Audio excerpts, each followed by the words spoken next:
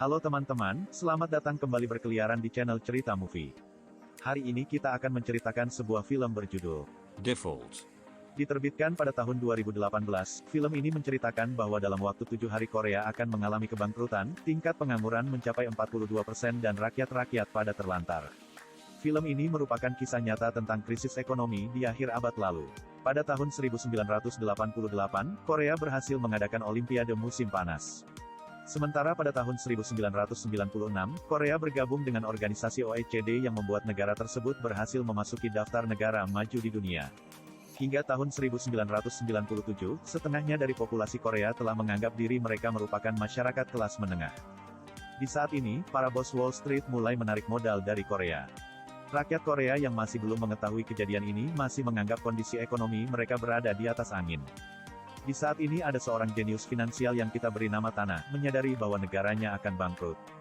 Di saat yang sama, Han yang merupakan kepala tim kebijakan mata uang bank juga menemukan ada sesuatu yang salah. Selanjutnya dia pun membawa direktur bank untuk bertemu dengan para pejabat di Kementerian Perekonomian. Mereka mengadakan rapat terbatas bersama para pejabat tersebut. Han mengatakan kepada para pejabat tersebut bahwa seminggu kemudian Korea akan bangkrut. Para pejabat pun mulai memikirkan solusi untuk mengatasi krisis ini. Di saat ini, Tana sudah membuat surat pengunduran diri. Dia mengumpulkan semua orang yang pernah menjadi customer-nya dan memberitahukan kepada mereka bahwa negara sudah berada di ambang kebangkrutan. Customer yang kebingungan pun bertanya apakah pemerintah kita tidak punya solusi untuk menyelesaikan semua ini. Tana yang menyadari customer-nya tidak percaya padanya pun hanya membalas dengan senyuman saja.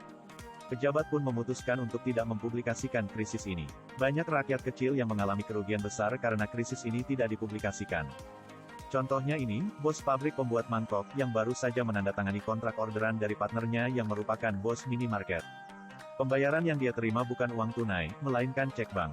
Namun jika negara bangkrut, maka dia tidak dapat menggunakan cek bank tersebut untuk menukarnya menjadi uang tunai. Di satu sisi lainnya, Tana mencari dua investor untuk bekerja sama. Kemudian dia pun mengambil uang Korea dari investornya untuk ditukar menjadi dolar Amerika. Selanjutnya Han pun mulai menyelidiki penyebab negara berada di ambang kebangkrutan. Han pun mendapatkan bahwa proses pengajuan kredit di bank lainnya oleh perusahaan swasta memiliki banyak celah dan hanya dengan mengandalkan selembar cek saja. Selain itu, perusahaan swasta yang mengajukan kredit bahkan tidak memiliki jajaran direktur. Yang paling parah adalah proses pengajuan kredit tersebut telah sesuai dengan syarat bank-bank Korea di waktu itu. Han pun sangat terkejut dengan fakta yang telah dia temukan. Selanjutnya, pasar saham mulai jatuh. Para investor asing mulai melepaskan semua saham yang dimilikinya sehingga menyebabkan layar monitor menghijau total. Masyarakat yang mengetahui anjloknya mata uang Korea langsung berbondong-bondong ke tempat penukaran uang untuk menukar dolar Amerika. Namun di saat ini kantor penukaran valuta asing telah memberhentikan segala kegiatan penukaran uang. Di tengah krisis ini, minimarket pun mengumumkan kebangkrutan. Bos pabrik mangkuk pun bingung dengan semua ini. Selanjutnya semakin banyak perusahaan yang bangkrut, bahkan perusahaan Daewoo yang merupakan perusahaan terbesar keempat di Korea juga tersisa selangkah lagi dari kebangkrutan. Rakyat yang tidak menemukan jalan untuk keluar dari krisis ini pun memutuskan bunuh diri. Selanjutnya, Kementerian Keuangan menyarankan untuk meminjam uang kepada IMF, namun Han tidak setuju dengan rencana tersebut dikarenakan syarat untuk meminjam uang dari IMF adalah Korea harus mengizinkan modal Amerika memasuki pasar ekonomi Korea.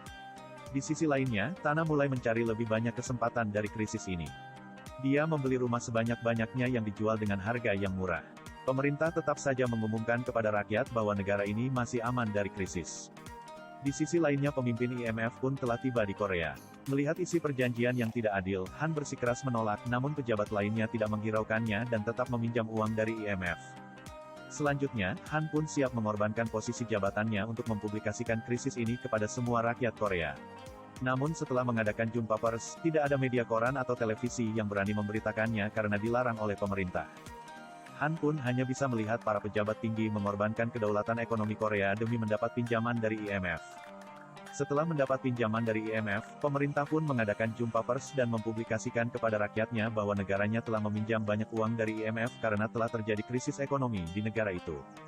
Selanjutnya, banyak bos pun bunuh diri karena mengalami kebangkrutan. Sementara tingkat pengangguran mencapai 42%. Di saat ini, bos pabrik mangkuk juga berencana bunuh diri. Namun niatnya itu batal karena dia masih memiliki anak di bawah umur yang memerlukannya. Di sisi lainnya, Tana mengadakan party setelah mendapat keuntungan yang banyak dari krisis ekonomi tersebut. Setelah beberapa tahun, bos pabrik mangkuk mempekerjakan tenaga kerja ilegal demi memberi makan keluarganya. Sedangkan Tana pun menjadi investor terkenal di Korea. Sementara Han masih terus meneliti cara untuk menyelamatkan negaranya di saat terjadinya krisis di masa depan. Film ini menggambarkan sisi gelap dalam pemerintahan Korea di masa itu. Di saat terjadinya krisis, ternyata hanya pengkhianat negara yang bisa mengamankan kekayaannya, bahkan orang seperti Tana pun bisa menjadi investor terkenal dan kaya raya. Hal yang paling membuat terharu di tengah krisis adalah banyak rakyat yang menyumbang uang untuk negaranya. Namun tidak diungkit dalam film ini. Cerita berakhir sampai di sini Gan. Sampai jumpa ya, bye-bye.